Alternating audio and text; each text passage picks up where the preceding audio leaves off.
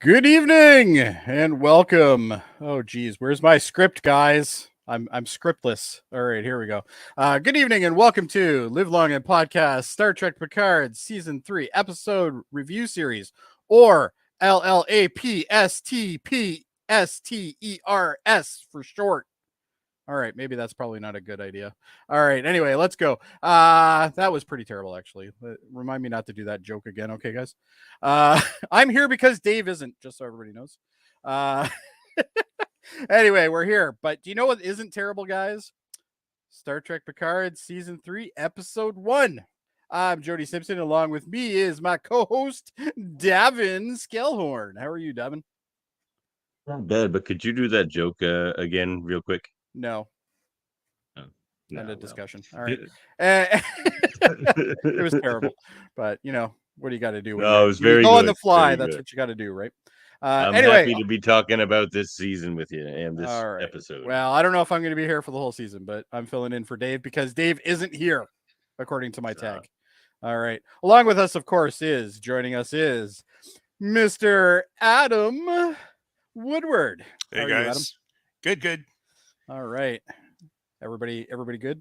Everybody's good. Was All down right. in Houston yesterday. Went to the Oh, Space Houston. Center. Had a great day. Oh, did you? Oh, hopefully you took some pictures. Davan thought it was really big. Yeah. All right. Anyway, and of course, Mr. Kevin Millard. How are you, Kevin? I'm excellent. Excellent. How excellent? Very excellent. Very excellent. Okay. Well, Be excellent. that's better than not excellent at all, I guess. Yes. Anyway, today we're having a look at Season 3, Episode 1, titled The Next Generation. This episode is described as after receiving a distress call from Beverly, Jean-Luc enlists help from generations old and new for one last adventure, a mission that will change Starfleet and his crew forever. All right. And as always, we will be having a deep look into this episode. And of course, spoilers. They are definitely ahead. Especially, well, pretty much any spoiler, really. But we got a graphic here, guys. Isn't that pretty fancy? All right. Anyway. It's pretty fancy. It is pretty fancy. Anyway, you know what? Enough talking. You just Let's need the get audio. on with this. Spoiler alert. Spoiler alert. Spoiler And then the alert. pack-led version. Spoiler alarm. A spoiler alarm. Spoiler alarm. I think it's a spoiler alarm. We'll be grading this episode, of course, after we look at it. So without further ado, let's get into this, guys. There's a lot to talk about here. So let's go for it.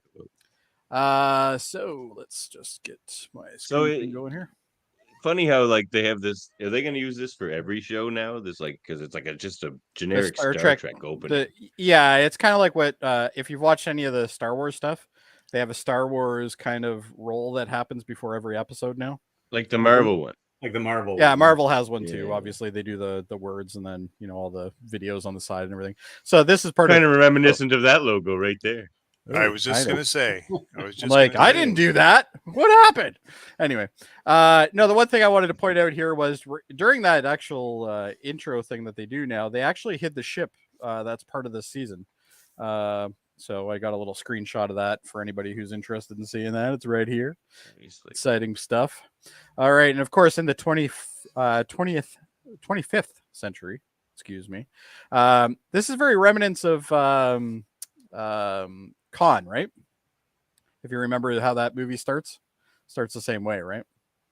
So I think there might be something there. We got the nice little nebula shots with what was it? Set the World on Fire by was it four Ink Spots? Ink Spots, that's it. Ink Spots. Yeah, the ink spots. Yeah, so yeah, which if we remember season 1, we started the same way, but we started with blue skies, right? Did you find this opening like kind of foreboding? Like, I mean, it was just like, these great shots of space, but man, like what's gonna happen here?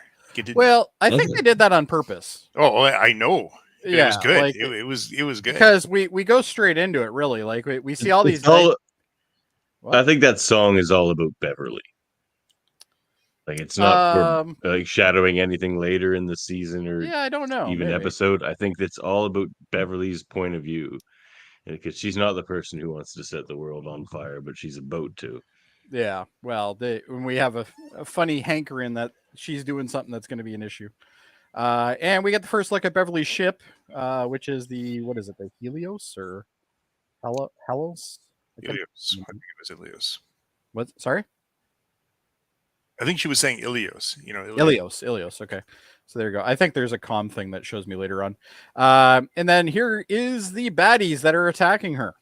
And we don't know who they are yet. We've seen them, which we'll be seeing shortly. So we're on the inside of the interior of the actual ship that Beverly's on. Obviously, it's looking pretty kind of right now. It's more of a utility ship, I think, is really the best way to say it. It's not like a luxury liner or anything like that. Yeah, but we don't know what she's doing, who she's with, nothing. No about idea. This. Yeah. Nothing other than we know she's on this ship. And the reason why we know that is we see some various things, like, for instance, the pearls that she wore in the holodeck for the one episode. Obviously, the masks that, have to do with the whole drama that she's really big into. And we hear in the background, a captain's log being read by Jean-Luc Picard from, The Best of Both Worlds Part 1, right? Is where he's talking about how they're in the like nebula dust cloud kind of thing, trying to get away from the Borg. So we get that, which is kind of cool. I like the fact that they had various little trinkets of hers and stuff like that kicking around. The one thing I did miss was the orchids. She's known for having the orchids. They did show them, but later. I didn't. Did they? Oh no, you can actually see them kind of in the background there. I thought was really neat. I don't know if anybody something from Jack Crusher in there as well. Which I think is going to be in next slide. But this thing I thought was really neat. Corcioli 5, which is actually there was a plague that was hitting them in the episode where Picard gets taken into the room with the 3 other aliens, and he's being like, he has to eat those little discs and shit. Right. I can't remember the name of that episode, but that's actually the mission that they were on when he got abducted. So I thought that was kind of cool. Yeah. We also get to see some old hyposprays and stuff like that, which I thought were kind of cool. And of course, as Kevin mentioned, there's Commander Jack R. Crusher's personal belongings. But you know what? It was very unlike Beverly, very messy stuff everywhere. Well, and I think that's the whole point, to show that there's a lot of chaos going on right now. She's clearly in some sort of distress, and she basically wakes up to, oh shit, we're under attack again, right? So she's trying to get the warp core started so she can get the hell out of where she is. Again, the graphics are pretty sweet. We get kind of an overview of what the ship looks like from the top. Kind of an ugly looking ship, quite honestly, if you ask me, but I don't know what your guys thought. Yeah, it's not my favorite. Yeah, I didn't like it, but it's kind of like a steam runner, but with it's like, I don't know, with that little connector bit further up. Yeah. In like a smaller saucer. Yeah, not my favorite. But the countdown, which we can't see all of, but the countdown, it says it's 3.5 minutes before she can get the warp core online. And so she grabs a phaser rifle, which actually is very remnants of First Contact. I thought it was pretty close to that. Looked pretty neat. So she's aged pretty well, Jody. I think. I like. What? Yeah, Gates McFadden is definitely aging quite gracefully. Good for her.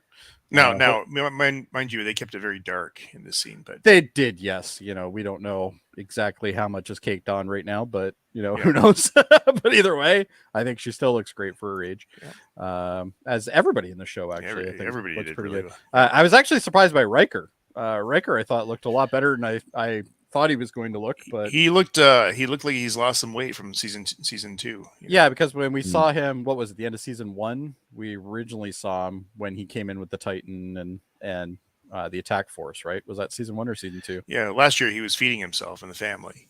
Oh, that's right. Yes. On pizzas, yeah. But anyway, so we noticed that all of a sudden the airlock gets unlocked, and these guys with bird type masks come in. I'm very interested to see who these guys are. I really want to know who they are. I think it's a new species. I don't think we've dealt with them before, unless they're obviously masked for a reason, and maybe they are. Romulans. We know. What's up? Romulans. You think they're Romulans? I don't think so. But what's interesting is they're there to attack her. Clearly, now I don't know why anybody would be interested in attacking Beverly Crusher, but she's up to something. We just don't know what it is yet, and I think that gets back to that whole watch the world burn. All right, I got there. a question for you guys. All right, let's hear it. Are you buying this? Are you buying Beverly Crusher as like this kick-ass warrior who, like, are you buying this? This Yes. So I had a bit of a problem with this, like you have, obviously. The only thing I can say to that is it's been 20 years. We 20 years. 20 years, Trip. Dave's not here. Years? I don't have a soundboard, guys. I can't do that today. But anyway, yeah, you know what? It's been 20 years. We don't know what she's been through. We know she was very physical when she was on the Enterprise D. She was always in those calisthenic classes, and she was doing. Yeah, but she was also on away missions where she was like scaling cliffs and true. She did the special ops thing too, right? In that one. Where she was with Picard and Worf. She did all those. I also don't think she's a warrior or anything, or a commando or anything. I think this is a one-time thing. People are after her, and she's defending herself. She's just trying to live. Yeah, Kevin, I get it. She's certainly capable of defending herself against attackers. My question is she turned her back on medicine? Is she no longer a doctor? I don't know. We'll find out. There's more about Beverly Crusher. More questions later on that I have. Yes, I do too. Part of this show so far that I have a problem with. Yeah, I'll tell you why I like this though, because they never gave her anything. And now they're finally they're going to build in backstory, like 20 years of backstory. They let her screw a ghost. Okay, but my problem is that let's see if I got this right. Is this kid that later on in the episode is this supposed to be Picard's son? Oh, for sure. I think so. I don't think it is. Then they have fucking assassinated her character. I think this is going to be a red herring. This is everybody's going to think that he is. So here's my problem with that. If he doesn't know about the kid, okay, which means that he isn't aware that this kid exists. So then why would the kid have his accent? Okay, that's definitely. So that's why I don't think it is his kid. I think she just was with somebody in the last 20 years that had an accent similar to that. Yeah, a British guy that reminded me of, her of him. Or Star Trek French. Yeah, I think they realistically, I think they did that on purpose. I hope so. Totally think they did it on but purpose. If I'm really hoping they did. Because you're right, Kevin. That is a character assassination. It's gonna be brutal if it ends up being. I'm down for all of this, except for if that's Picard's kid. Yeah, but we get a lot of cool little kind of kick-ass scenes with her. I like when she pretty much assimilates one of the guys, just destroys them on the floor. So it sounded like they had these machine gun really they had these pulse rifle things that shot 5 shots a second or something like that. They were just pew pew pew pew pew kind of thing. Yeah. They couldn't hit anything except they got her once, I guess. They got her I think they got her twice. She also held her stomach at the end. She had her stomach and she's bleeding from the stomach, and I think that's the reason why she's in the cryo tube, which we're going to see in a minute. They hit her in the arm and then later in the stomach. She just she dove out in front of all those bullets trying to get that gun, So she's totally. I probably should move the mouse. You guys ready for a crazy theory that still has maybe a 5% chance of being correct? Sure, 5%. Okay, what if it's Riker's kid? Hear me out. And that's why he says later. Deanna and Kestra wouldn't want me around right now because Deanna found out, because she's telepathic to some degree, about the affair, the just fiery affair. I think that's a 1% chance. Dr. Crusher. I think that's less than a 1% chance. That would be anyway, unforgivable. I would just turn it off. To do that at that point. Yeah. No point. All the experiences they've had together.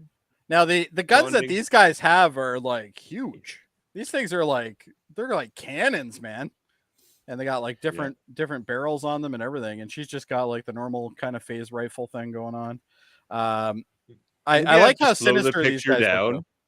What's that? But that scene where she's actually has to get out and kind of run straight away from the gunfire. Yeah. It looks like that fire is going through her. I'm like, how did that not kill her? Because it looks like they hit her 10 times. These guys went to the the Stormtrooper Academy for shooting, I guess.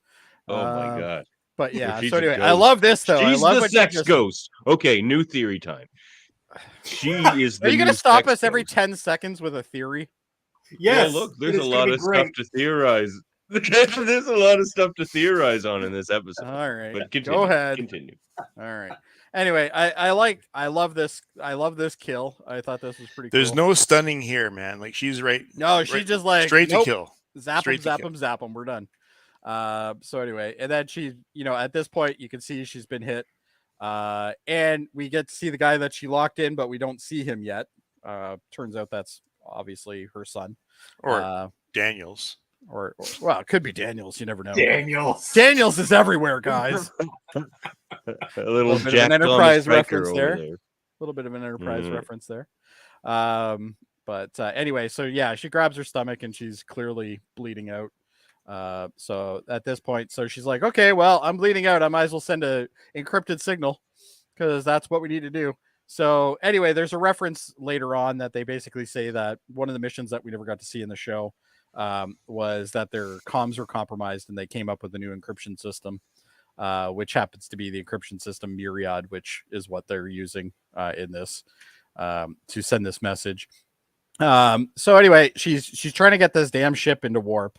And as she's trying to get it into warp, a bunch of them show up. There's one currently attached to the hull, which is the one that the boarding party just came in on. And then there's two more that are coming in. And basically she just warps the hell out of there. She's gone. And then we get our title thing. Now, guys, I love how they started this show because I don't need the 10-minute graphics of Picard falling apart in puzzle pieces and stuff. No, this is that. much better. I'm okay with it. I like how they ended it though. I love that. Check his back, boys. Yeah. Picard now the fact back, that they use TNG is back.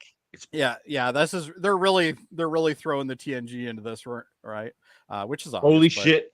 I figured it out. Okay, so the kid has a British accent because Beverly is a sex ghost, but she's a holographic sex ghost. And the father of her holographic sex ghost baby is, because we know he's in the show, he was in the trailer, Moriarty. He has an accent. He has the British accent, like the kid.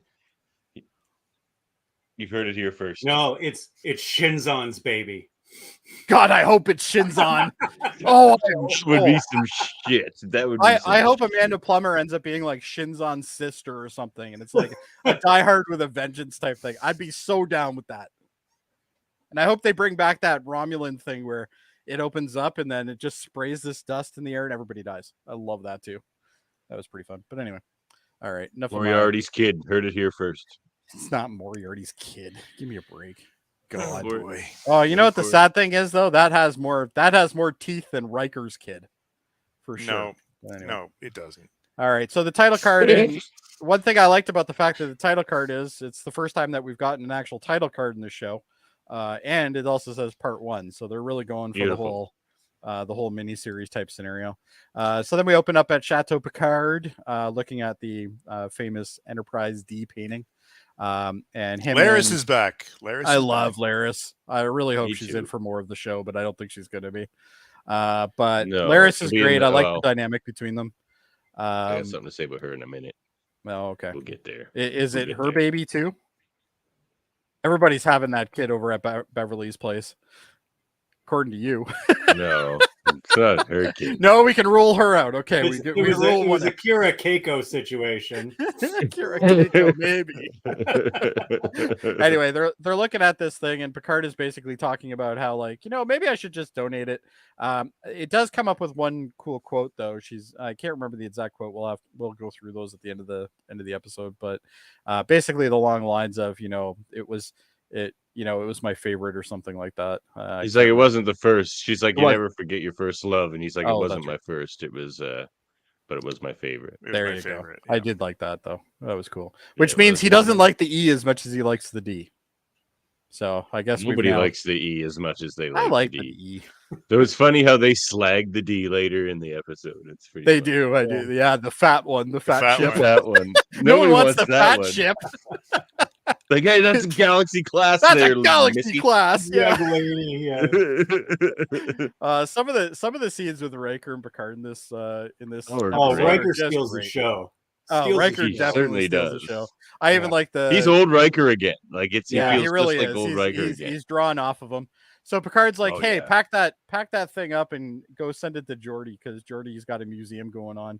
go send it to him. And Laris is like, if you, she goes to this guy, if you, you're not doing that. Don't do that. Right. So obviously she's like, she's still in charge. Let's be honest. But anyway, he's sitting down, and I like this scene because there's this big Bajoran award thing. He's got the gold Enterprise D from the Ready Room in the original series. So his mementos. He's got the flute. Yeah, the flute, which I think comes up in a second here. There it is. Yeah, Mexican flute. Yes. Yep. Which, in my opinion, is one of the most boring episodes of the series, but a lot of people. I think it's super overrated myself too. Yes, I'm the same. But I'm Inner Light, right? People just Inner say Light, I think. they love it because Picard. It was a good episode, but it wasn't anything groundbreaking. Like, it was like meh. It's pretty boring and not much of a Star Trek episode. It's more. All right, we'll come back to that some other time because you guys are wrong. It's like Star Trek does touched by an angel. Oh my god! Who was it? Who was it? The school special. Anyway, we're talking about Picard. Not if you're asking who's the angel Picard, in the episode, the probe. The probe is the angel and touches Picard, touched by an angel. Okay, all right. Who was like it? Getting touched by probes. Anyway. Let's leave it there. Hey, I saw Sam's question. Kevin's either frozen or he's like, is he moving? Yeah, I'm here. Okay, good. All right. Hey, Sam's question about how old Gates McFadden is. She's 73, believe it or not. 73.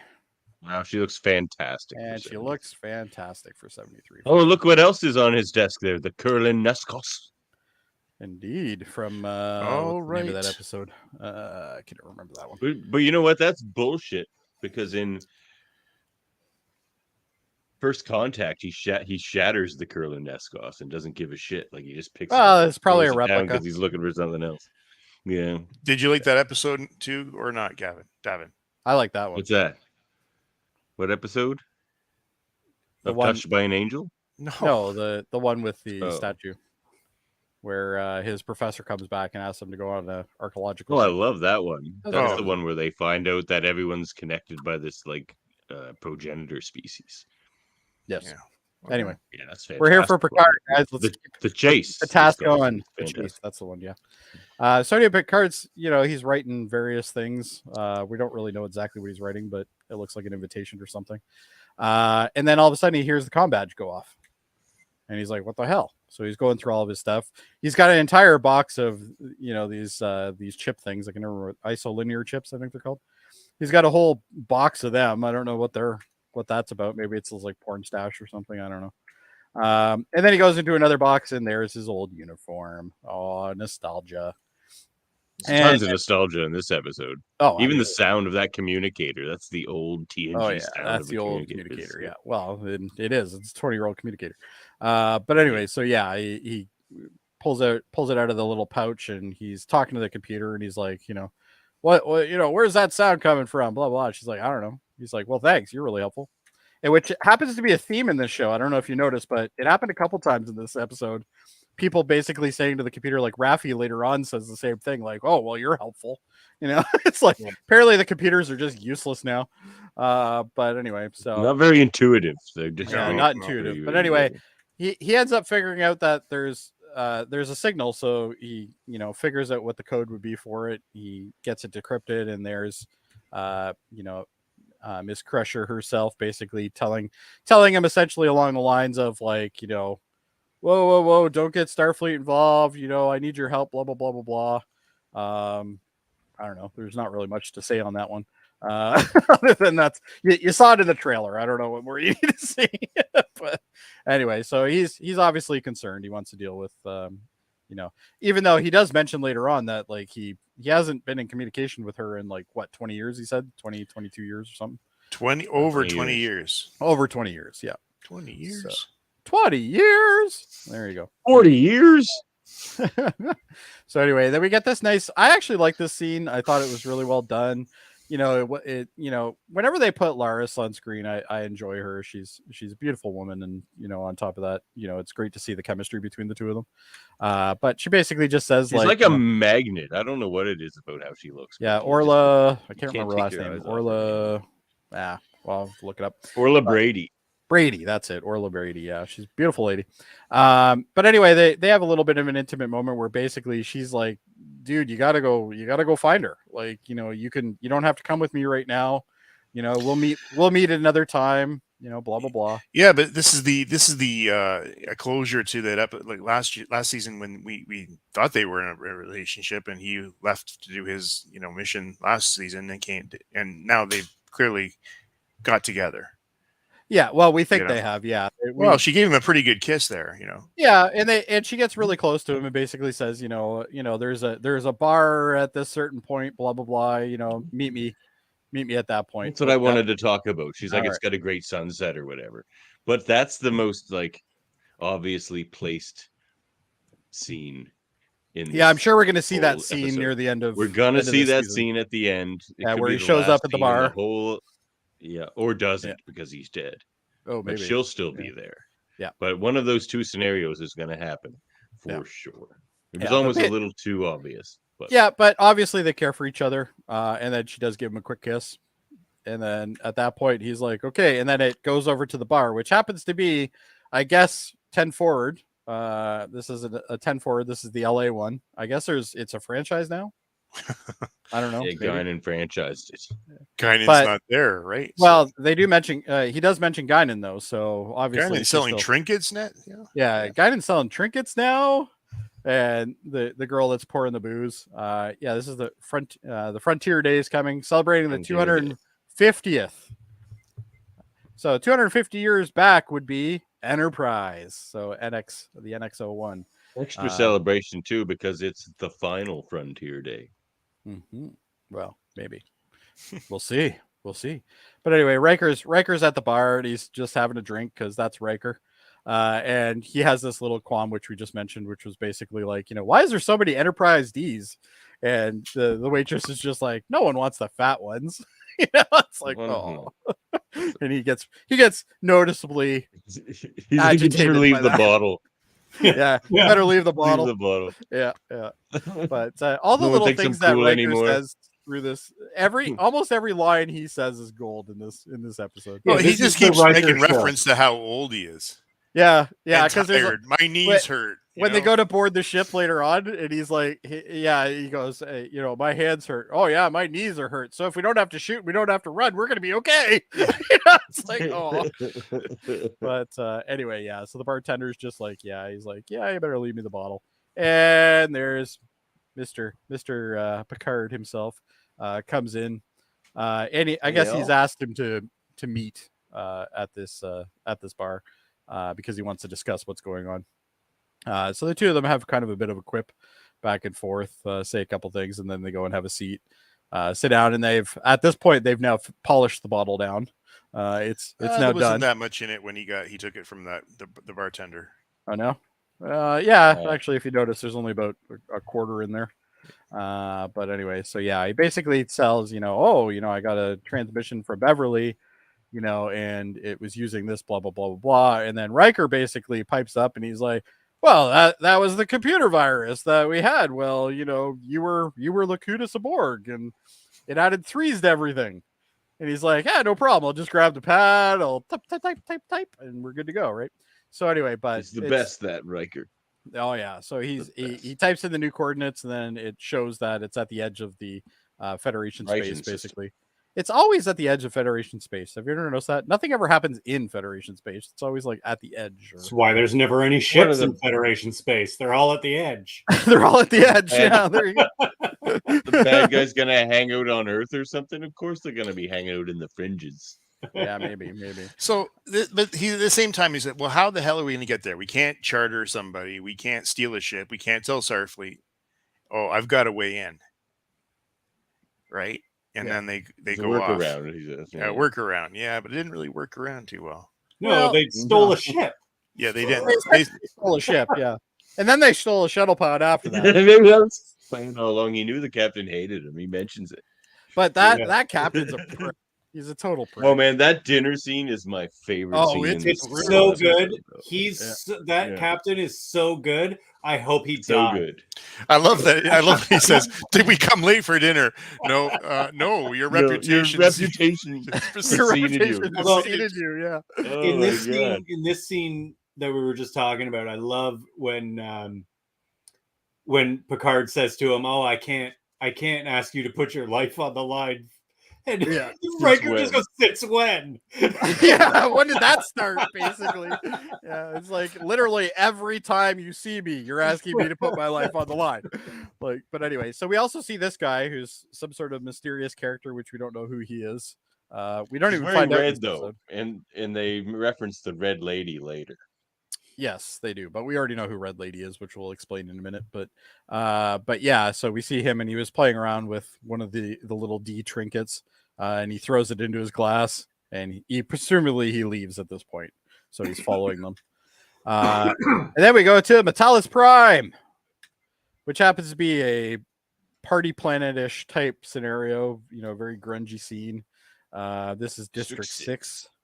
And we see a clothed figure who ends up being Raffi, but we don't see her for a second or two, but we kind of already know it's Raffi just by the curls hanging out of the front of the hood. We kind of knew it was Raffi. But neat little place, very much like the what's that other place that was in season? What was it? Free season Cloud. 1? Free Cloud. That's it. Free Cloud. Yeah. So I'm sure there's a Quark somewhere here. We just don't know where it is yet. But she goes to like a little sushi noodle stand kind of thing to meet. This was a Orion, right? Or an Orion. Yeah. So she meets him, and I guess she was buying drugs off of him at one point.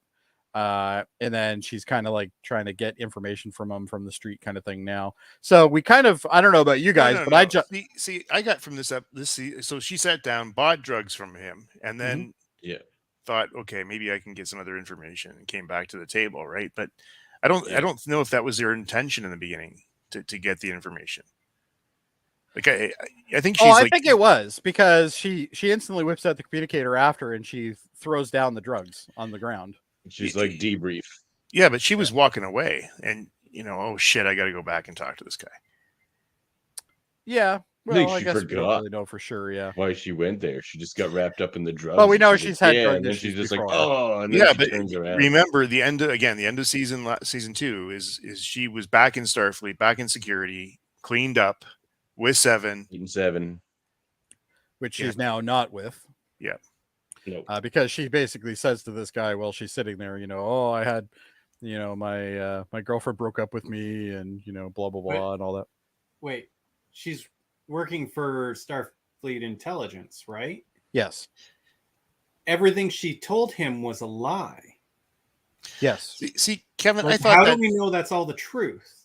Well, that's true. We don't. But then, okay, we got to come up. Let's save it. But there's that episode where she's on her ship, and she brings up her file, or whoever she's talking to brings up her file about, yeah, I have screenshots of that later. All right. Okay, we'll save it. Yep. All right.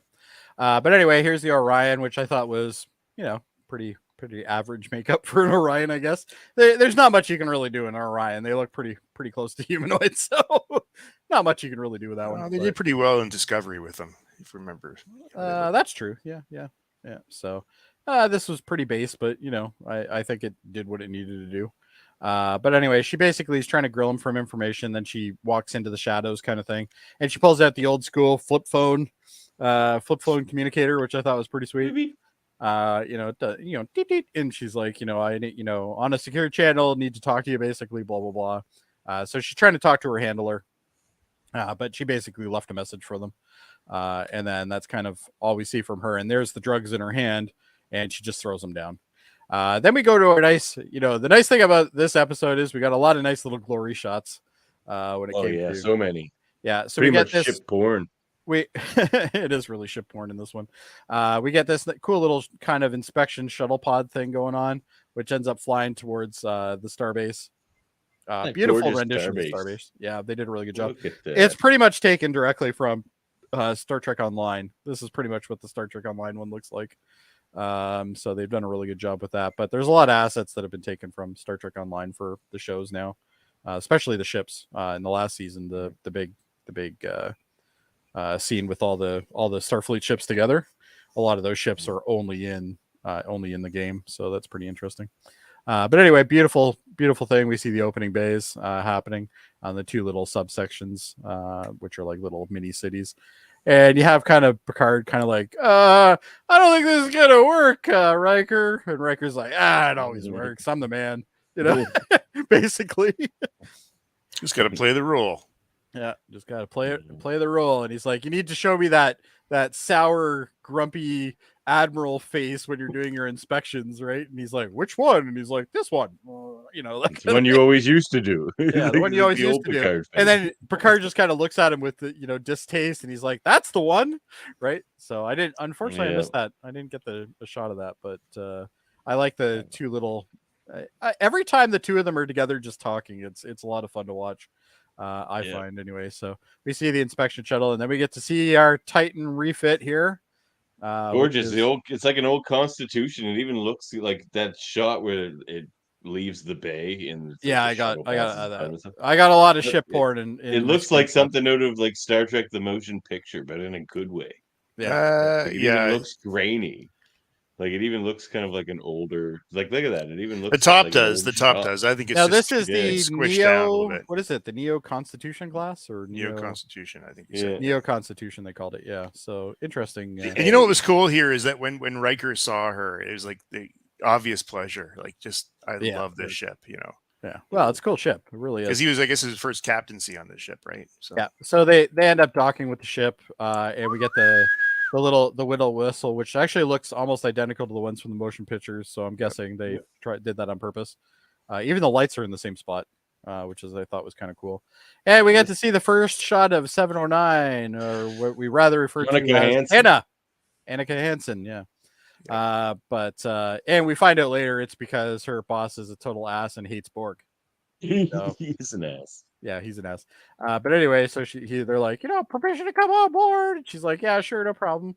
I love this little scene where he just stops and like just adjusts the guy's comm badge, and he's just like, there we go. He's trying to play the part as best he can, right? Yeah. Did you see that other guy across the hall there who like looked at Riker, or Riker looked at him? It was yes. Weird. And what's interesting is I think you're talking about this guy here. Yes.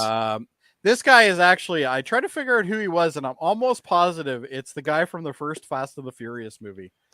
He played Jesse. He played like an ADHD kind of guy who worked on cars, but he's been in a lot of stuff. But we'll have to look that up and see if we can figure it out later. I'm almost positive it's the same guy. But anyway. And we got to see there's a trill here, obviously, which I thought was kind of interesting. Wait, mind you, I think they just constantly add trills now to everything. I don't know if you've noticed that, but easy makeup. Well, they go ... Okay, you're done. It's like, there's not a whole lot to a trill, really. But anyway, so we get to. Oh, sorry, Adam. Again, she is a lieutenant commander. She's a first officer, right? Yeah, first officer of the ship at this point, which is interesting considering he really doesn't like Borg. So you kind of wonder why she would be the first officer. But anyway, I don't know how that played out. I'm guessing it wasn't his pick. But anyway, so we get a nice shot of the ship, which obviously has the exact same kind of details that a lot of the other ships we've seen in the newer series are like now. Very flashy. Still too dark. Very dark. Yeah, it's a dark ship. I love all the visuals in this episode except for how dark it is. Well, I think they do that just to get rid of it. And then we get the first shot of Helmsman LaForge, which is one of the best lines in the whole episode. No, but also, is there something wrong with that ensign? Yeah, there's something wrong with that ensign. What does she keep staring at me? Right? What is wrong with that? I thought ensign? Was great. Yeah, that was a cool little play as well. But she obviously like, avert your eyes. Yeah. She's like, go back to your station or whatever. But I like the fact that Riker ends up playing the the grandpa who doesn't know when to shut up kind of thing. And that way, on purpose, completely. No, totally did on purpose. Aren't you the one they called Crash or something like that? Twice. Yeah, twice. And she's just like, great. Great. You see the other bridge crew just, ooh, we got something now. Yeah. All the other bridge crews are just like, you know. But then they walk on the bridge too. Like she's like, "Yeah, we're on the bridge," and Picard or Riker's just like, yeah. This is actually played by Misha Burton, which is actually Geordi's real life. That's not who that is. Yes, it is. No, it's Go not. look it up. I'll do Mika it right Burton. now. That's not Mika Burton. She's going to play a different character later. Oh, okay. This is a different LaForge daughter. Oh, is this a different LaForge daughter? Okay. Well, either way. Well, Mika's her real name, though. Anyway, we'll figure that one out. So Adam is currently looking it up. Her. All right. Well, he doesn't have to. I know the answer. The other one wears yellow. We have already seen a picture of her too. All right. Well, She's whatever. All right. Don't care. Adam will figure it out. Anyway. She's obviously she's very kind of upset, and there's one of the other one of her co-compadres there going, now I have something to tell Ted Forward. Hey, Crash. Yeah, Crash. But the consoles are awesome. The consoles, they always surprise me with the consoles in these shows. They always look really cool. They always look like they're active. They're actually usable. Yeah, which is pretty cool. So anyway, they're like, okay, Annika's like, okay, well, let's leave Stardock then. Might as well. Let's go. So anyway, so they start doing the whole process of getting out of the Stardock. And the doors open. We get to see that very reminiscent of what is it? Star Trek 3, I guess. No, is it 3? Could be 2. Actually, yeah. Anyway, it's almost the same shot for shot. Really, they do this in almost every single movie. Well, I think Spock is when you're probably referring to, right? Or yes, I'm almost positive it's the third one that this is almost shot for shot for. Like, yeah, we do see this a lot, but this one's pretty much shot for shot. The taking 5 minutes to get out of space dock, that is a Star Trek. Well, at least we didn't do the 3.5 minute fly around like we did with the retrofit on the A, so that's good, I guess. So we're getting there. That's why you gotta have Pike. Pike just would have punched it. Yeah, I like how it's got a tramp stamp that says Titan on it. I think that's pretty sweet. But anyway, beautiful ship, cool looking. And she's like, okay, well, time to get ready for warp, maximum warp. And then Picard's just like, shouldn't you tell engineering that you're going to do that? And she's like, no, that's not part of the process anymore. Stop being an asshole. Let me run my ship, basically. It was pretty hilarious, too. Shouldn't you tell them you're going to go to warp 9.99? Yeah, and she's just like, no, we have automated systems for that now. It's fine. Yeah. Which would make sense. Like, why do you need to constantly have comm communication with your Riker, nice recovery, Admiral. Yeah, nice recovery. Shut it, Will. I love that. Yeah, shut up. This is where she's telling him. Yeah. Shut up, Wesley. Now the warp pattern I thought was pretty cool. The fact that it does it horizontal and not vertical like a lot of the ships do, which I thought was kind of cool. And then we go into somebody pouring wine, which turns out he's also eating some sort of green steak of some sort, or blue steak. It's disgusting. Well, this is probably why he's angry all the time. They keep serving him fucking nasty steak. Like, yeah, bro. If I was eating that all the time, I'd be pretty pissed off too. But anyway, so Riker shows up and he's just, and as somebody already said, did we miss the start of dinner here? And he's like, nope, your reputation came before you. It's fine. It sat down and ate before you got here. What a total ass. The biggest prick move, like, introduction ever. Like, well, not only that, but he also hands him a bottle of like Chateau Picard, which I'm sure not everybody gets. Like, I like Melback. Thank you very much. I like Melback. And Picard's just like, Picard's like, I'm gonna pump that right over your fucking head, you asshole. Picard's look after that, when he looks at very him, disdained.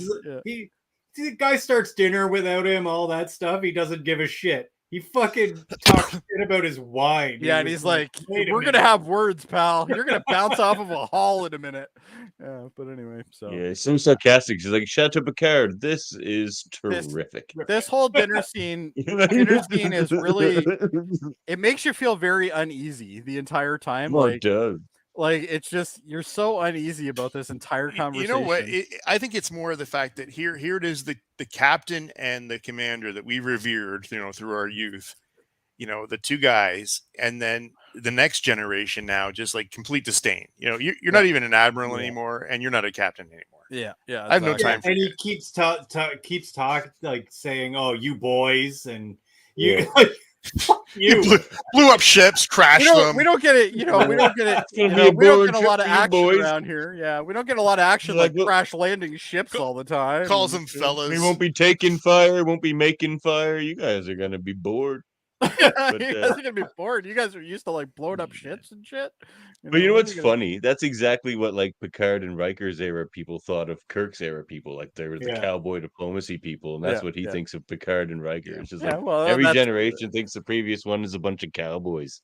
Yeah, exactly. So, but just the whole dinner conversation, it's something you have to just watch. I don't think we can reiterate exactly the feeling of it from screenshots, basically they're like, "Oh, we'd like to go to so and so," and he's just like, "No." Titan system. Yeah, he's like, "No." and Picard and Riker both. They're gonna have to make this guy one of the good guys. Yeah, I think you're going to see him near the end of the season or something. He's going to come in and help. No, I think it's going to be. I think it's going to be next episode. You think next episode he's going to help? Maybe. Who knows? But anyway. He's the by the book Starfleet guy, so he's but you still can't turn your back on anyway.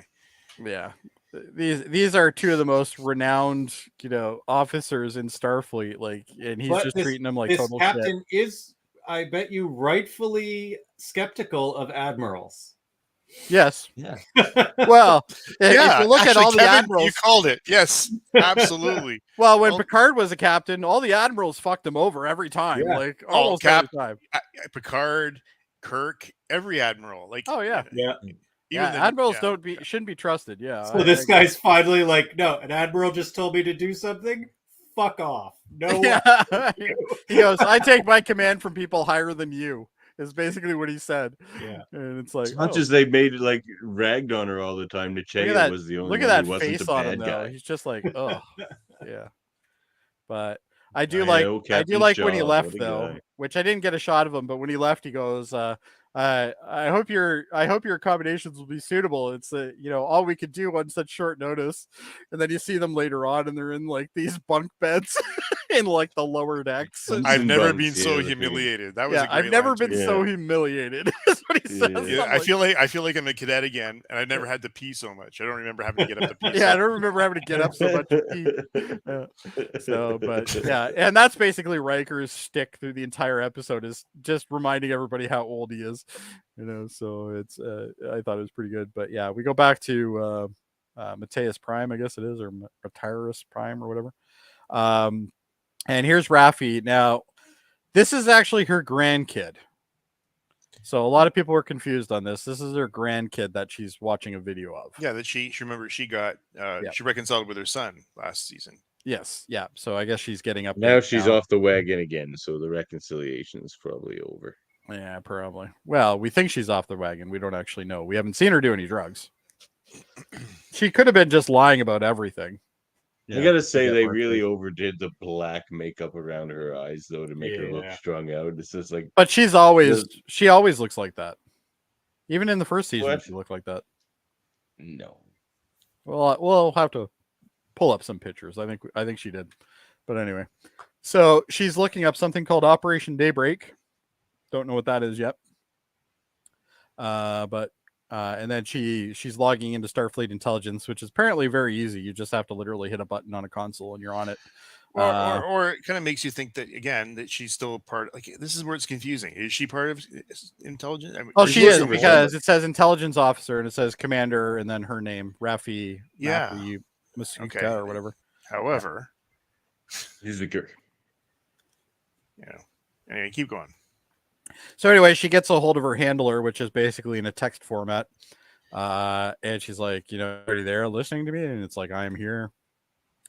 And then she's like, I need, this, and this. And they're like, no, you're not getting it. No. And she does a lot of raccoon eyes. But then he pulls up her record. And it's like, there she is there. Earth human, blah, blah, blah. She was born on 2353, apparently. So that makes her what? This is 24 something or other. I can't remember. But anyway, so yeah, normal file. Then it starts pulling up various things like she's been dishonorably discharged for paranoia, obsessive, and competitive 13 court-martial level offenses. Like she's got a pretty good rap sheet here. She also has a substance abuse charge on her. No shit. And then there's a psych evaluation on the one side there, which a little small to read, but I'm sure it doesn't say anything nice. So, but anyway, obviously they're fully aware of how much unstable she could be. And then basically Raffi at one point was Picard's first officer. That's right. Yeah. How? No idea. How is that even possible? No idea. Hi, she's good at her job. When she's sober. Problem. Yeah, when she's sober. But anyway, this, and it's... Yeah, but okay, so my question is she dishonorably discharged or is she a member of Starfleet? This is her Starfleet service record, but she's currently probably like Section 31 or something. Yeah, she's Section 31 or something at this point. So she's been brought in quietly to do other work. Yeah, which is what we're seeing her do now. All right. The discharge is probably a cover, so she can cover for a junkie strung out. So this intelligence, whoever is her handler, keeps saying various things like this stolen weapon is an act of war. You're a warrior, get into this, find the red lady. So the red lady, she's like, I don't know what the hell a red lady is. And she's doing all these little searches. The computer basically tells her to stick it. And then we go to another scene with the Titan that's still in warp at this point. And here's the two having the conversation. Though. Doesn't that sound like something Worf would say? What? You are a warrior. Yeah. Well, you never know. Maybe it is. Maybe it is Worf is the other end of that. Worf is the head of Section 31. Well, I don't think she works for Section 31. I think it's just Starfleet intelligence. But what's interesting here is we get to see the two of them in their bunk beds in the lower decks. And here's Riker reminding us that he has to go up and get up and pee 5 times a night or whatever. But he's still kind of, it almost looks like he's still enjoying himself. He's like, he's still I remember my recruit days. He's amused by all of this the entire time. Yeah, he doesn't care. He's just he's here. He's here for the adventure. He's up there in his socks and he's laying back and he's having a good time. Picard's like stolid and straight below. Yeah, he's just pissed off. Yeah. And then Jean-Luc, remember the time Q turned me into a Q? Wasn't that fun? Wasn't that a good time, Jean-Luc? Anyway, it's probably remember that time when you were pretty handy right now. Should have kept those powers, Willie. Yeah, it could have come in handy at this point. But yeah, so anyway, and then Picard, as Adam mentions, very stoic, very not happy, very upset that he's being treated the way he's being treated. And then they get a message basically from Seven, basically saying, come meet me in so-and-so room or whatever. So they go and meet her, and she's like, I'm sorry to wake you guys up. And needless did she know that, they were talking about peeing too many times a night. But anyway, she's basically like, okay, you guys are going to tell me what the hell you're up to, or I'm going to throw you out of the fucking ship. And Riker's just like, whoa, hold on, little lady. You're talking to an admiral that way. And she's like, no, I'm talking to a friend. So I thought that was kind of nice that she's, kind of acknowledging that. A lady who doesn't make friends very easily, let's be honest. Yeah, but she also gets very honest too. Is like, you guys convinced me to join Starfleet. I was having a good time as a ranger. I knew what I was. Yeah, and now I'm stuck with this prick who never eats on time with me. At least if I was on Archer's ship, I would get a reasonable meal at least once a month, usually in the morning. But anyway, unless you're Mayweather, then you don't get any. But what can you do? He doesn't even know your first name if you're Mayweather. But anyway, so she's like, what the hell's going on? So they kind of explain it a little bit. And she's like, oh, okay. All right. She kind of just goes with it. I don't know. I don't think the scene was much needed here, but it was here. That's fine. It just shows that she had a little bit of distrust. She figured there was something going on, I guess. And, at this point. Well, this scene needed it. This sets up the end, her actions here in a bit. Yes, yeah, because her actions are essentially she's going to override what the captain has said and said, you know what, screw it.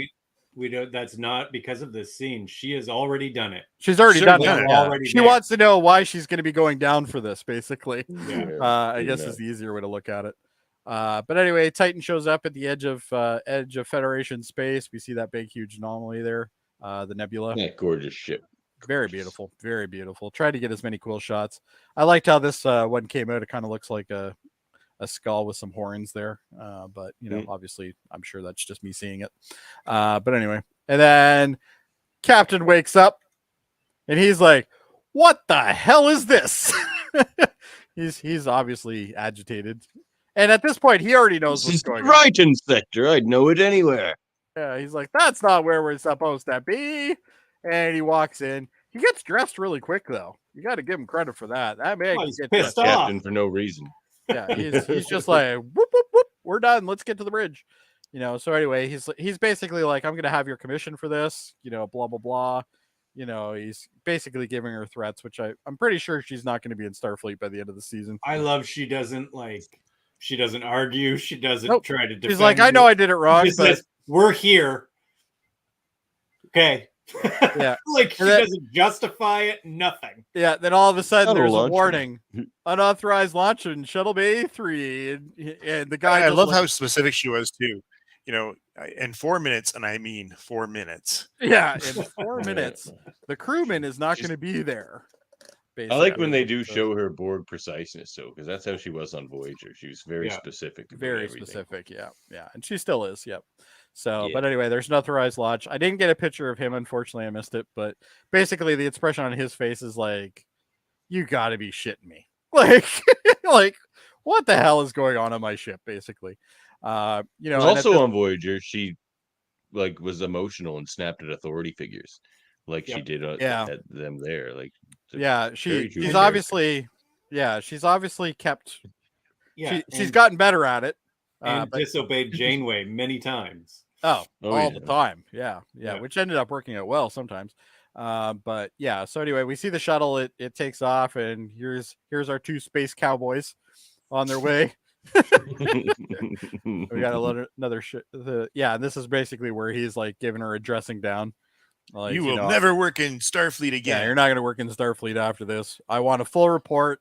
You're going to tell me everything that happened, blah, blah, blah. And she's just like, yeah, okay. Not even like, I got a lifetime gig in the Fenris Rangers, loser. Yeah, I can go back to the Rangers anytime I want. Probably also, like, I was a Borg, and then I was stuck in the Delta Quadrant. You think you scare me? Yeah. I had to serve with Janeway. Like, come on. You ever seen Tuvix? That guy's fucked up. Right? But anyway. She never saw Tuvix. She never saw Tuvix. That was before her, yeah. But anyway. I'm sure she saw pictures, though. And that would have been enough. So anyway, we took see so many pictures of Tuvix while he was around for that week. I'm sure every time either Tuvok or Neelix pissed anybody off, they would be like, remember this? I miss Tuvix. Yeah, exactly. So anyway, we go to a scene where we see somebody smashing a pad. Turns out it's Raffi because she's pissed off. You know, you can just replicate new ones anyway, so it doesn't really matter. It's a court martial offense. 14 court martial offense. Okay. Anyway, so she's still doing research on this red lady. She's like, hey, computer, what events are happening soon? So we got the Gratitude Festival, which is a Bajoran festival, if I remember correctly. Because we heard about that in DS9. Eldar Joy. Yes, Eldar Joy. Yeah. And then Empire Union Day, which we assume is probably Klingon, but it could be any empire, really. We don't know. And then obviously Frontier Day, which is the main focus of this so far. So anyway, she pulls up this thing. Now, this particular screen I thought was quite impressive. Yep. Because we get a shot of the new Voyager. That's right there. We get the Enterprise F, which is right here. I don't know what this is exactly. And then here's the Stargazer, the newer version of the Stargazer. And then obviously we get a statue of Rachel Garrett, which was the Enterprise C, which was an Enterprise. Theory time. All right, theory time. Theory time with Davan. Very specific. This is very specific, this Rachel Garrett statue. I think this whole season is just going to be a sequel to yesterday's Enterprise. Well, I have it's all going to come. too, yeah. it's all going to come other than the Moriarty part, but the rest of it, yesterday's Enterprise. Except for the other plot. They're still going to do Moriarty, but it's going to be a sequel to yesterday's. Now Moriarty's figured out how to go back to the Enterprise C and take it over, and then bring it through a time rift, all Nero style. Yeah, all right. But anyway, so we get the Rachel Garrett statue dedication ceremony apparently, which they really waited a long time for that one, did they? Well, it's red apparently. It's an awful statue. Terrible color for a statue. It's terrible. Yeah, it is an awful statue. Jeez. So, and then Raffi's like, "Wait, she's a red lady," and she's like, "Now I get it. I know what's going on now. I'm smart." So anyway, we go back to, I guess this is. Well, I don't know exactly where this is. Almost District 7. Is this District 7? All right. Wherever that is. Wherever that is. Anyway, we're focusing on that. She's flying the La Sirena. Obviously she's the only one that flies it now because, the other guy's still back in time. But anyway, which is kind of good because I really don't want any more ice episodes. But anyway, so she's flying in, she's looking at this thing, and we see the statues in front of this building. I don't think we really find out what the building is, though, do we? Yeah. We know it's a Starfleet building. We see a red. We see the statue in front of it. Center. That's right. Oh, okay. They say it's the recruitment center. Recruitment center. Okay. So so we have the recruitment center here, and then all of a sudden, that's a big, ugly statue. Look at the size of it. Yeah, like why would they pick that statue? Ugly statue. And on top of that, it took them 25 years before they're like, maybe we should put a statue of this lady. Like more than 25 years. They don't know about the whole yesterday's Enterprise bit. She's been gone for like 40, 50 years. She's from the good sea. Point. Yeah, easily. Yeah. Like, well, actually, more than that. Captain that died. Remember that captain that died like back in 100 and some odd years ago? Yeah, we're gonna put a statue of her. Before they do a statue, she's got to perform 3 miracles after death. Oh, okay. Is that what they do? Catholics. The 12 labors of Rachel Garrett. She has to figure out how to change the hairdo on Shooter McGavin. That would be one of them, I think. But anyway, so we see this kind of beam force field kind of thing, which I thought was really well done. It's the warp tunnel. They mentioned it earlier. Oh, it's a warp tunnel. Okay, so it's a warp tunnel. Was stolen from the Daystrom Institute. That's what. Oh, that's what it is. Okay, I didn't even clue into that. Yeah. So anyway, they're basically warping this out of existence. But what's really cool is it shows back up on the top again, and it comes back down. The Doctor Strange. It's just a tunnel. It's just a warp tunnel. So it's literally just a tunnel. Yeah. So it's somebody's been playing with portal guns. That's all I can say. But it comes basically technology though. I love it. Very Star Trek. Cool. Like, there's very cool. Very good cool. science. And she's like, "Whoa, what did I just see? Am I on drugs right now? I don't know." But anyway, and then we go back to Beverly's ship sitting in the Where are my drugs? I'm not on drugs right now, and that was terrible. Yeah, that was bad. So anyway, we get to see this shuttle. This is a cool shuttle, by the way. I don't know what class it is, but it's a really cool shuttle. But anyway, they're doing some scans. Yeah, it looks kind of like a runabout, but it doesn't have the front of a runabout. Point. Yeah. But anyway, it's pretty cool. But anyway, they're on their way to go to her ship there, and they're scanning the ship. They can't really see too much going on. They see, obviously the shields have been affected. Various other systems are down. He can see one life says, life form, but it's not in good shape. So they assume it's her, which actually it wouldn't have been. It actually would have been her son, which we find out in a minute. But anyway, he pulls up her bioscan, figures out that it is her, which doesn't make any sense to me. But anyway, because she's in stasis right now, so they would have a harder time scanning her than they would scanning the boy that's running around. So, but anyway, I don't know. I'm not the guy who wrote it. But anyway, yeah. So, likely human condition. Oh, that one's normal apparently, and then there's another one. Oh, so they did find 2, because we see on that screen there's 2 now. So they don't say that in the dialogue though. They only said 1.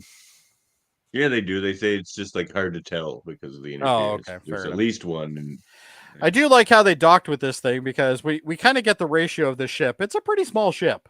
Like it's not very big by any stretch of the imagination. So when the shuttle pod enters it, it's like, literally it's like, probably 5 or 6 widths of the shuttle pod wide, realistically. But anyway, they're like, oh, well, it's time to go. And this is where they do that scene where they just got finished playing Pinochle. Like, it's so good.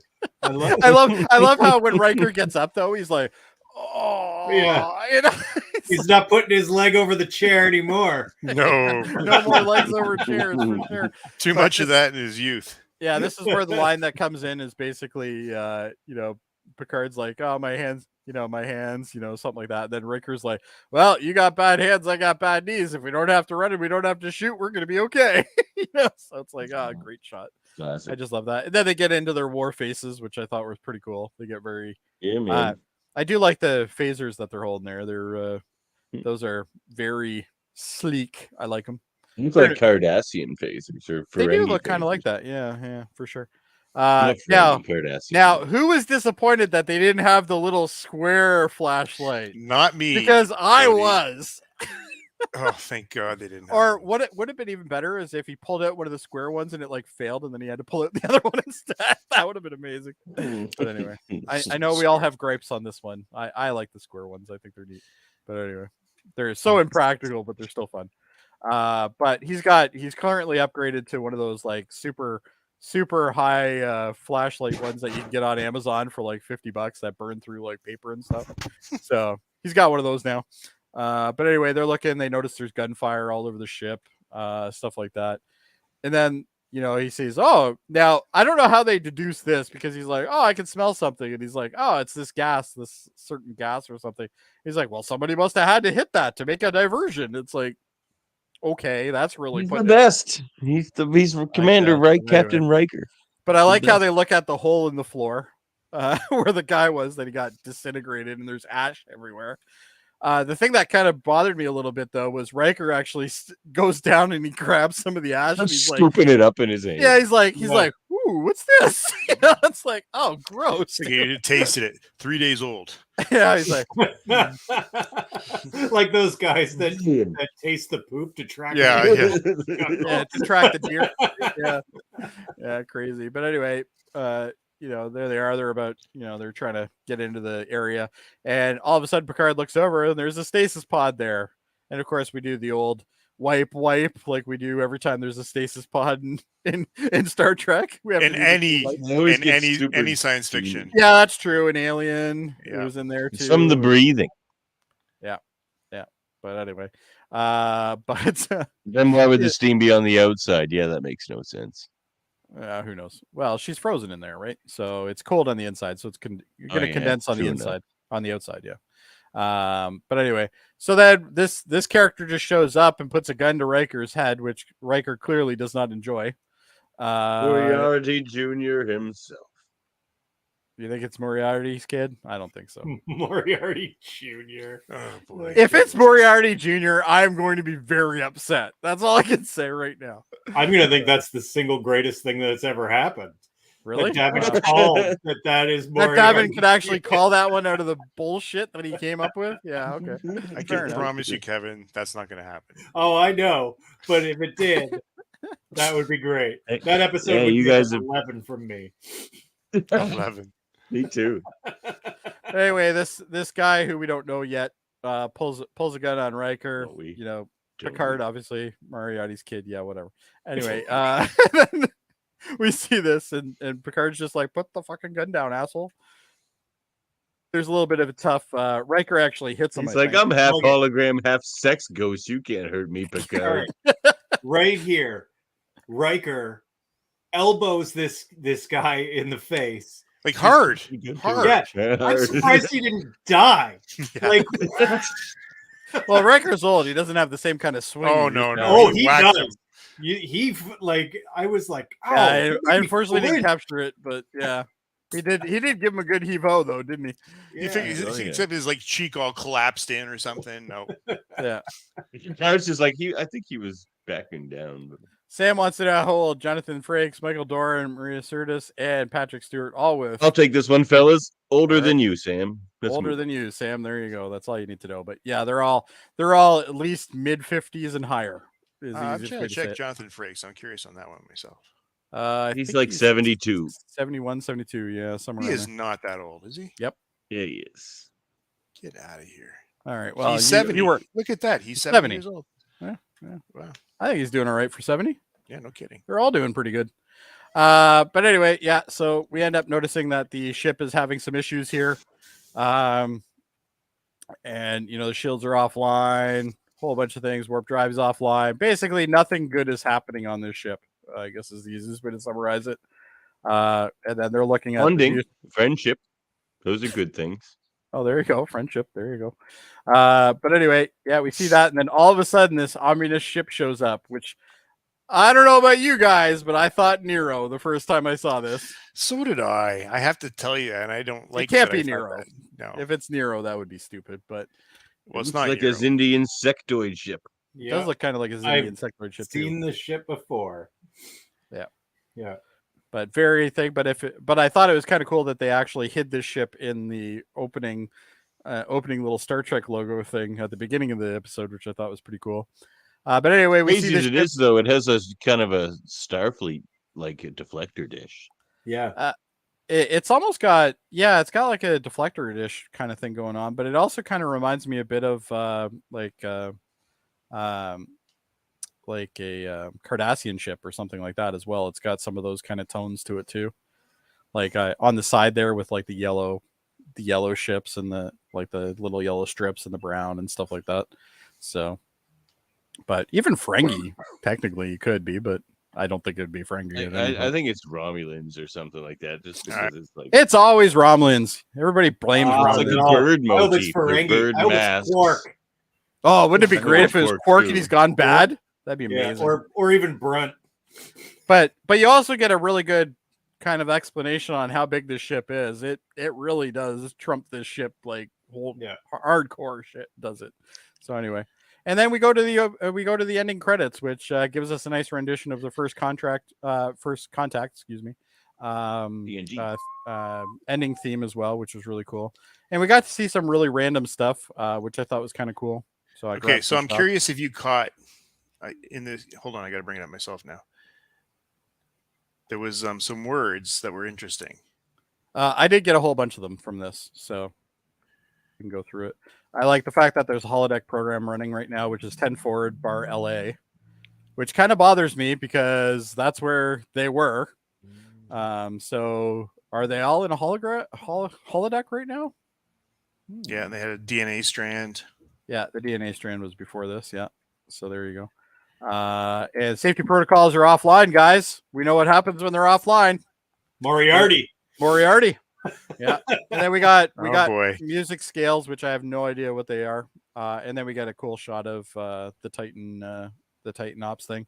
I thought this was kind of neat. So this is the USS Constance, which was lost at Wolf 359.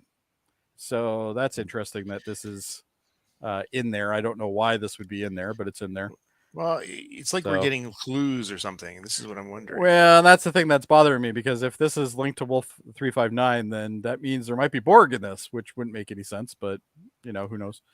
I don't know. I'm coming around on this Moriarty thing. Are you coming around on it now? Davan sold you on it, did he? All right. Keep going though. There's something I'm very curious about. Keep going. Hopefully I grabbed it. Yeah, okay. It's after this. Keep going. There we go. Oh, this phrase, it goes, do not seek blame. Do not seek anger. Yeah. And then it says weapon found on site, disengage investigation until, and that's all we know. I wonder what that is. Yeah. There's a lot of weird crap in here. Obviously the human genome is in here as well. This I thought was interesting. Yep. So could this be something to do with that, the portal tunnel thing that they used? Maybe. Likely. Yeah, it could be. And then the last thing it ends with is alert, caution, red. But this is the old school alarm. Yeah. This is the old school one, which I thought was kind of neat. Probably from the Enterprise C. Could have been. And then it goes to Star Trek Picard. And then the credits for Annie, which I thought was a nice little joke. Oh, yes. For obviously Annie Hershing. Oh, there she is there. I was just going to pull that up. But yeah. So before you go on, Jody, one more thing here. So Mika Burton was not the ensign. Okay. No. So who was it then? Her name was something Chestnut. I can't remember her name now. Okay, so either way, she's not actual his daughter. Ashley Sharon really Chestnut. Yeah. You'll see her later. Oh, okay. Yeah, sounds good. All right. Well, but she was brought right into the family. I just read the whole thing. They loved each other. It was great. So cool. Yeah. Awesome. But after this, I was watching this on a plane today, and so I had time. There's 12 executive producers. Yes. 12. Yep. And there's more producers. Think you know where the inflated parts of your business are. I think you maybe have a little too many salaries wrapped up in the executive production. Holy crap, man. They don't even do anything. Uh-oh. We got an incoming transmission, guys. Oh, no. Ouch. Hey, guys. I'm sure you're really missing me, and I wish I could be with you guys tonight. But I'm at the Ant-Man movie with Jane. I guess I'm going to be talking about that on the Mary Mater Marvel Society tomorrow night with Davan and Jaemeel. So I couldn't be there, but wanted to leave my thoughts on this episode, The Next Generation, Season 3, Episode 1. I liked that. Was good. I left my rating in the sheet. You'll find that there. Really liked Picard and Riker together. These two are so good together. They always have been. There wasn't enough of them in the movies together. They were always usually split up, or they were on different side missions or whatever. Like Frakes and Patrick Stewart are so good together, and it really shows here. A couple canon things I noticed. I think this episode's taking place in April of 2401 because they're mentioning Frontier Day, which I think is the 250th anniversary of when the NX-01 left Earth, around April 15th of 2151. And since season 2, at least the bits that were in like the present or not in the past, they were also in 2401. We can infer that there like not much time has really passed since season 2 ended, and where we're picking up here in season 3, maybe a month or two, but that would be it. Star Trek Nemesis took place in 2379. That's 22 years before this, if I'm right. And so that means Beverly Crusher, she cut off everyone. It seems like 20 years or so ago, around the time, I guess, Star Trek Lower Decks would be having like their first season around that particular year. Didn't cut off Moriarty. We know that that's the time that Riker and Troy are on the Titan and whatever. So that was going on. I love the Enterprise D references. Still my favorite ship. I'll defend it. The Enterprise E is not my favorite at all. And just a couple things we saw in the credits, we saw like there's going to be a few different ships, including like another version of Voyager in the Fleet Museum, which apparently Commodore Geordi is going to be running. And the other thing I would just want to mention in the canon talk was that I really liked the new uniforms, but the one Riker's wearing too tight, doesn't look good. Okay, I know by now you guys are thinking this is too long, but just a couple other mentions I wanted to put in here. 2 mentions from the Best of Both Worlds in this episode, including like Picard's log from part 1. I guess this is going to tie into the season. I'm really wondering if like Amanda Plummer is going to be some kind of ex-Borg or something like that. I did like the title of this episode, The Next Generation. It had many meanings. The new ships we saw, like the Titan. We know we're gonna get the new Enterprise this season. Really liked that. There's Geordi's kid. Now we have Beverly's son, who we can infer is also the son of Picard, but they haven't revealed that to us yet. And there's also like this whole thing, like continuing since season 1, that Picard is just this old version of himself. He's old. He doesn't know things. He's out of touch. He doesn't, like that scene where he's like, shouldn't we tell engineering we're going to warp? And then he gets out of there. The new villains that came on board in the beginning of the episode to attack Crusher, are these bird people, or they're wearing bird masks? I don't get the bird thing, but she killed one execution style. That was cold-blooded. I'm curious about that.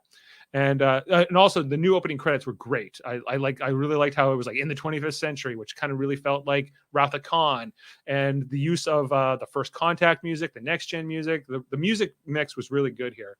And I just loved how the opening credits were just short and sweet, and wasn't that really long one that we've had in season 1 and 2. A couple things just to close out, things I didn't like. I kept wondering if there's a reason Laris can't go on these missions, because she's like, I guess you got to go on another mission, Picard, my new boyfriend.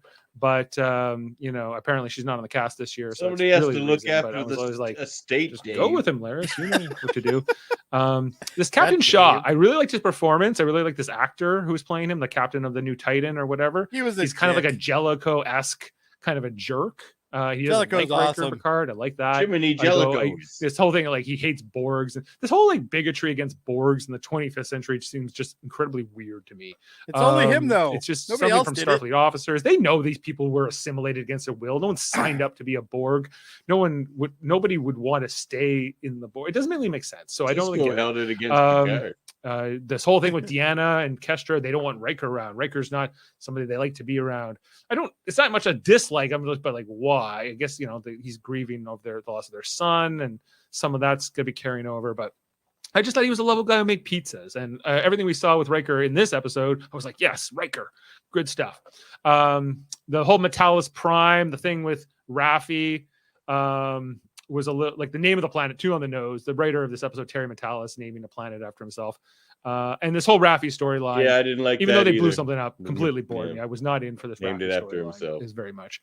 I don't care about the Red Lady or whatever. So less of her, more Picard and Riker. Give me more of that, and that's it. And thanks to Jody for hosting. And I'll catch up with you guys next week. I'll see you later.